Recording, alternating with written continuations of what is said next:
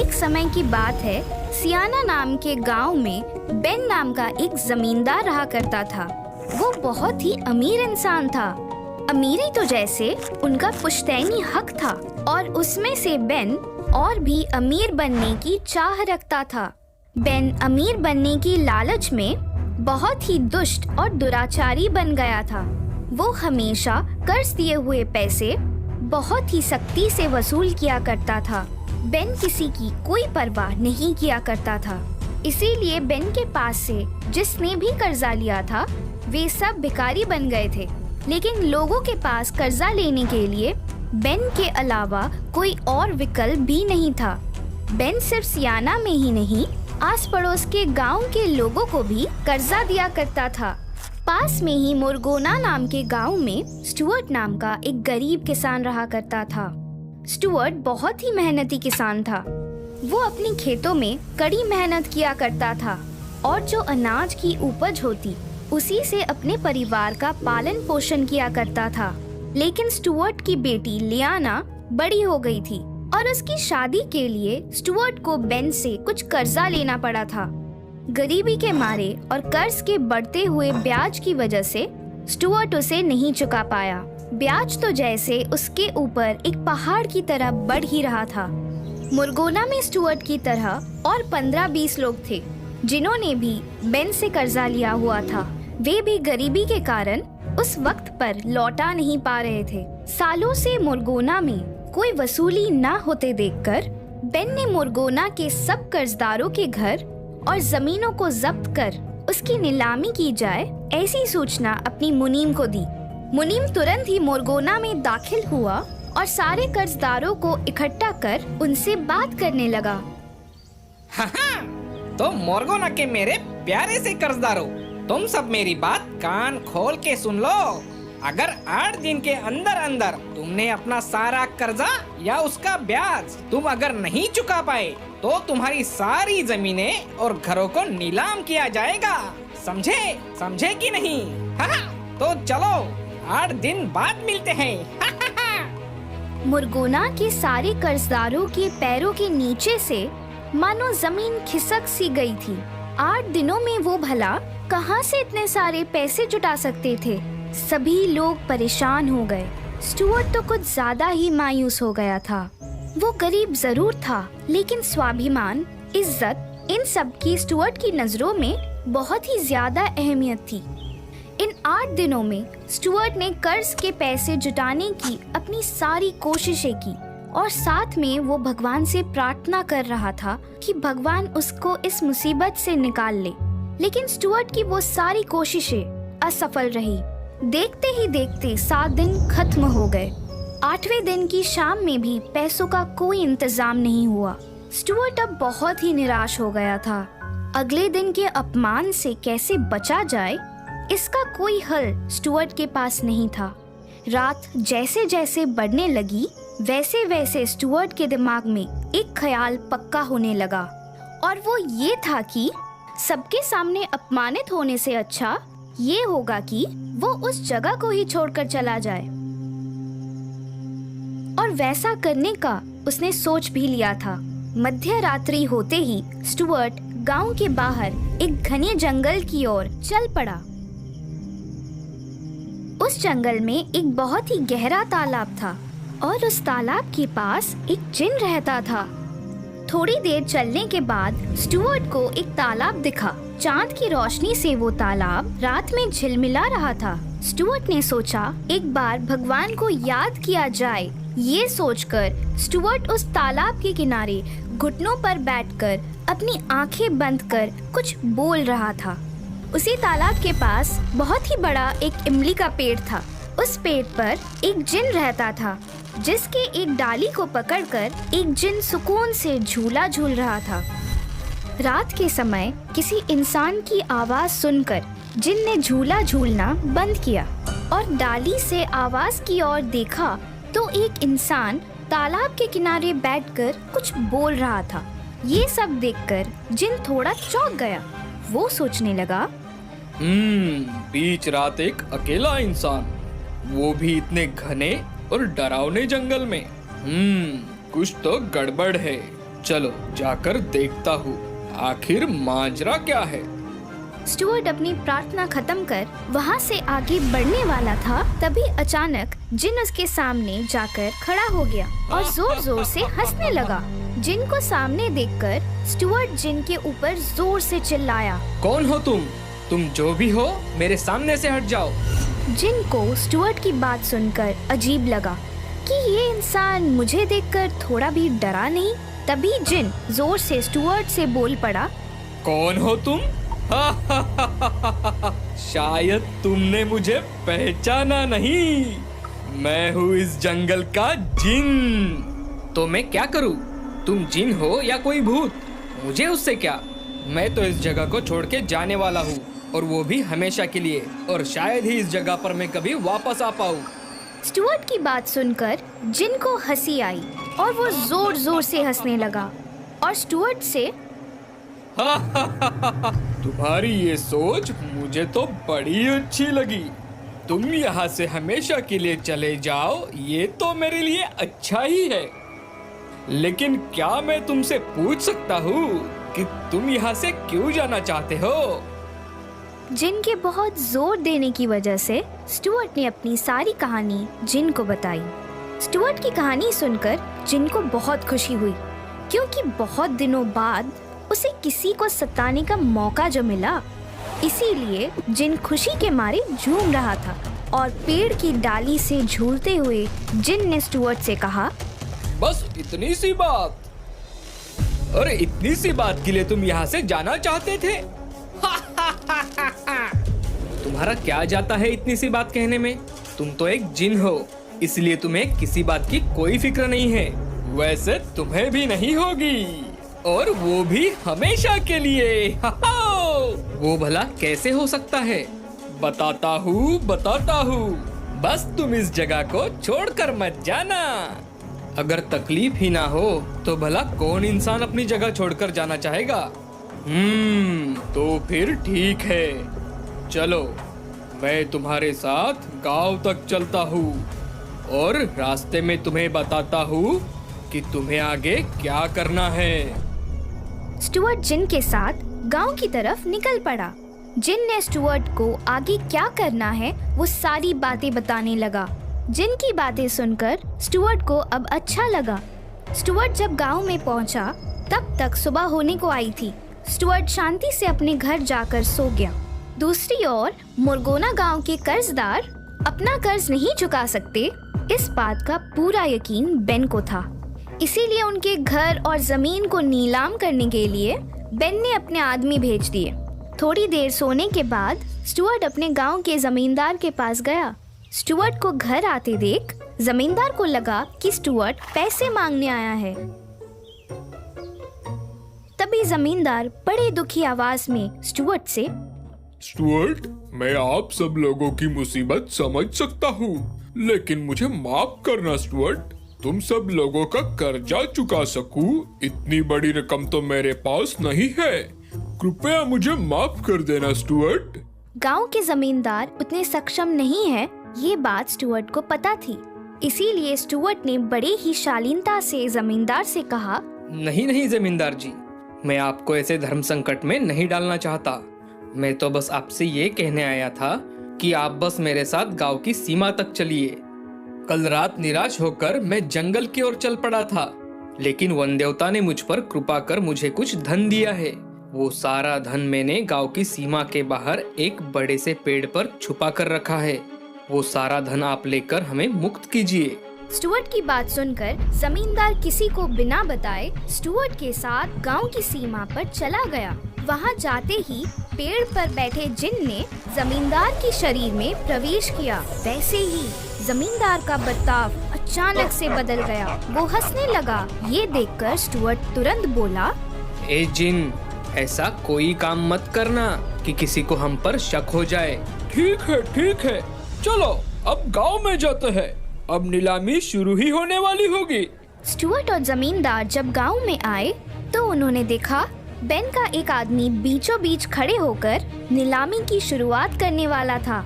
जैसे ही नीलामी शुरू हुई वैसे ही जमींदार के अंदर का जिन जानबूझकर कीमत बढ़ाने लगा। जमीन, घर और बाकी जायदाद की कीमत जिन बढ़ा ही रहा था, तभी सारे गांव वाले जमींदार की ओर चौंक कर देखने लगे, क्योंकि सारी चीजों की कीमत बहुत ही ज्यादा बढ़ चुकी थी। लेकिन इन सब में से सबसे ज्यादा जो खुश था वो था बेन और उसका आदमी जो ये नीलामी कर रहा था। वो बेन से एक बड़े इनाम मिलने की ख्वाहिश कर रहा था। आखिर में सब मिलाकर 10,000 सोने के सिक्कों में नीलामी खत्म हुई। सारी जायदाद अकेले जमींदार ने ही खरीद ली थी। सारी रकम जमींदार से लेने के लिए 2-4 दिन में बेन खुद आएंगे। ऐसा कहकर बेन का आदमी वहाँ से चला गया। वो जाते ही गांव के सारे कर्जदारों ने जमींदार के सामने अपने सर झुकाए और उन्हें प्रणाम किया। अब 2-4 दिन तो जिन को जमींदार के अंदर ही रहना था, नहीं तो जिन के सारे किए कराए पे पानी फिर जाता और फिर जिन को भी तो बेन को सबक सिखाना था। दूसरी ओर मोरगोना से नीलामी की रकम जमींदार से लेने के लिए बेन ने अपने बेटे जेम्स को भेजा। जेम्स अपने आप को बहुत ही होशियार समझता था। दोस्तों के सामने वो हमेशा बड़ी बड़ी बातें किया करता था। 2-4 दिन बाद जेम्स मोरगोना में आया और उसने नीलामी की रकम वसूल की और उसे रकम वापस मिल गई और वो कर्ज मुक्त हो गया। ऐसी बेन की मोहर लगाई हुई कागज उसने जमींदार को दे दी और जमींदार का एक दिन का आदर-तिथ्य लेकर जेम्स अपने गांव सियाना के लिए निकलने वाला था। तभी जमींदार के अंदर के जिन ने जेम्स से कहा, जेम्स, क्या तुम्हें पता है हमारे यहाँ बहुत ही अच्छी नस्ल की बकरियाँ मिलती है। अब तो तुम्हारे पास पैसे भी है और तुम यहाँ पर भी हो, तो कुछ अच्छी बकरियाँ लेकर जाओ। तुम्हारे पिताजी को भी यहाँ की बकरियों के बारे में पता है। बकरियाँ देखकर वो आपसे जरूर खुश होंगे। अब जेम्स भी भला इस बात को कैसे मना करता। उसने सोचा, पिताजी मेरे व्यापारिक चातुर्य देखकर खुश हो जाएंगे। ये सोचकर जेम्स जमींदार की बात मानकर तुरंत वहाँ के बाजार में गया। इधर जमींदार के अंदर के जिन ने बाहर निकलकर एक व्यापारी का भेष बना लिया और बाजार के एक कोने में खड़ा रहा। स्टुअर्ट भी उस बाजार में अपनी बकरी लेकर जिन से थोड़ी दूर खड़ा रहा।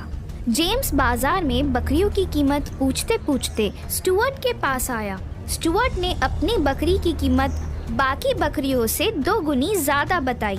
ये देखकर जेम्स स्टुअर्ट से, क्या इस बकरी की इतनी कीमत? क्या ये सबसे अच्छी बकरी है? तभी स्टुअर्ट ने विनम्रता की आवाज में जेम्स से कहा, मालिक, मैं हमेशा सबसे अच्छी ही बकरियां बेचने को लाता हूँ, लेकिन अगर आपको इस बकरी से भी अच्छी बकरी चाहिए तो आप उस कोने में खड़े व्यापारी के पास जाओ। उसके पास एक से बढ़कर एक बकरियां है। जेम्स एक पल भी विलंब न करते हुए उस व्यापारी के पास गया और उनसे पूछा, मैंने सुना है आपके पास बहुत अच्छी नस्ल की बकरियां हैं। मुझे भी अच्छी नस्ल की बकरी चाहिए। जिन ने जेम्स को ऊपर से नीचे तक देखा और उससे कहा, अच्छी अच्छी मतलब कैसी? अगर आपको कसरत करने वाली बकरी चाहिए तो उसकी कीमत भी ज्यादा होगी। कसरत करने वाली बकरी? भला वो कैसे होती है? अगर आपको वो देखना है तो आपको 100 सोने के सिक्के देने होंगे। जेम्स ने तुरंत 100 सोने के सिक्के निकालकर व्यापारी को दिए। व्यापारी जेम्स को बाजार से दूर एक खुली जगह पर लेकर गया और उसने एक बकरी को आगे किया। बकरी पेड़ पे चढ़ने लगी, गोल गोल घूमकर कूदने लगी। बकरी ने बहुत सारे करतब करके दिखाए। ये देखकर जेम्स हैरान रह गया और उसने व्यापारी से पूछा, क्या आपको ये बकरी बेचनी है? बेशक, लेकिन इसकी कीमत 2000 सोने के सिक्के हैं। 2000 सोने के सिक्के? क्या कभी एक बकरी की इतनी कीमत होती भी है? बस तुम तो इतने में ही डर गए। दोस्त, अगर तुम गाने वाली बकरी की कीमत सुनोगे तो क्या करोगे? क्या गाने वाली बकरी? हाँ हाँ, गाने वाली बकरी। लेकिन अगर तुम्हें उसका गाना सुनना है तो तुम्हें उसके 400 सोने के सिक्के देने होंगे। जेम्स ने तुरंत 400 सोने के सिक्के दिए। व्यापारी ने एक बकरी को आगे किया और उसे गाना गाने के लिए कहा। बकरी ने बहुत ही सुरीली आवाज में गाना गाया। बहुत खूब। इस बकरी की क्या कीमत है? 5000 सोने के सिक्के। लेकिन इस बकरी से अच्छी नाचने और गाने वाली बकरी है। अगर 1000 सोने के सिक्के दोगे तो तुम्हें उस बकरी का नाच गाना देखने को जरूर मिलेगा। जेम्स ने बिना सोचे 1000 सोने के सिक्के व्यापारी को दे दिए। व्यापारी ने फिर से एक बकरी को आगे किया। उस बकरी ने 2 पैरों पर नाचकर और बहुत ही सुरीली आवाज में गाना गाकर दिखाया। ये सब देखकर जेम्स बहुत ही चौंक गया। उसने व्यापारी से कहा, मुझे ये बकरी चाहिए। आप इसे कितने में बेचोगे? 10,000 सोने के सिक्के। उससे एक भी सिक्का कम नहीं। लेकिन अब तो मेरे पास सिर्फ 8,500 सोने के सिक्के हैं। कृपया आप ये 8,500 सोने के सिक्के लेकर ये सौदा पक्का कर दो और ये बकरी मुझे दे दो। व्यापारी ने जेम्स को मना किया, लेकिन जेम्स के बहुत मोलतोल करने के बाद आखिर व्यापारी ने सौदा कबूल किया और सोने के सिक्के लेकर बकरी जेम्स को दे दी। बकरी को सियाना गांव की ओर लेकर चल पड़ा। जेम्स के जाते ही जिन स्टुअर्ट के पास गया और अपने अंदाज में स्टुअर्ट से हंसते हुए कहा, स्टुअर्ट मेरे दोस्त, देखा उस साहूकार को मैंने कैसे मजा चखाया। अब सिक्के भी गए और जमीन भी, ना घर का ना घाट का। स्टुअर्ट की आंखें भर आई। नम आंखों से स्टुअर्ट ने जिन से कहा, ये सब तुम्हारी वजह से हुआ है। मैं अभी अभी गांव के जमींदार से कर्ज माफी का वो कागज लेकर आया हूँ और मैंने जमींदार को सब समझा भी दिया है। अब हम सब लोग कर्ज से मुक्त हो चुके हैं। तुम भगवान जैसे हमारी मदद करने आए, इसीलिए ये सब हो पाया। भगवान जैसे नहीं, जिन जैसे बोलो दोस्त। जिन ने सोने के सिक्कों की थैली स्टुअर्ट के हाथों में दी और उसने कहा, ये लो, ये सारा धन जंगल का ही है। तुम और तुम्हारे दोस्त ये सब अच्छे से बांट लो और अच्छे से जियो। और हाँ, अब खुद पर ऐसी नौबत मत आने देना कि तुम्हें इस जगह को छोड़कर जाना पड़े। चलो, अब मैं चला, बाय बाय। ऐसा कहकर जिन हवा में जंगल की ओर चला गया। स्टुअर्ट ने सिक्के अपने दोस्तों में समान रूप से बांट दिए। सब लोग बहुत खुश थे। इधर जेम्स बकरी को लेकर बेन के पास गया और अपने पिताजी से कहा, पिताजी देखिए तो, मैं एक बहुत ही अद्भुत चीज लेकर आया हूँ आपके लिए। जरा देखिए। अच्छा, वो सब बाद में दिखाना, पहले नीलामी की रकम मुझे दो। तभी बेन को रोकते हुए जेम्स ने अपने पिताजी को सारी हकीकत बताई। ये सब सुनकर बेन अपना सर पटकने लगा। बेन को सब समझ में आ गया था कि उसके बेटे जेम्स को किसी ने मूर्ख बनाया है और वो जोर से चिल्लाया और बेन से कहा, अरे मूर्ख, ऐसी बकरियां भी कभी होती है? पिताजी, मैं सच कह रहा हूँ। मैंने अपनी आँखों से देखा है। हम इस बकरी का लोगों के सामने खेल कर बहुत पैसे कमा सकते हैं। और हाँ, राजा के सामने अगर उसका खेल किया तो राजा हमें मुंह मांगी कीमत देंगे पिताजी। अच्छा, तो दिखाओ बेटा, सबसे पहले मुझे दिखाओ। अभी दिखाता हूँ पिताजी। जेम्स बकरी के सामने खड़ा रहा और उसे नाचने और गाने के लिए कहा। 2-3 मिनट हो गए, 4 मिनट हो गए, 10 मिनट भी हो गए।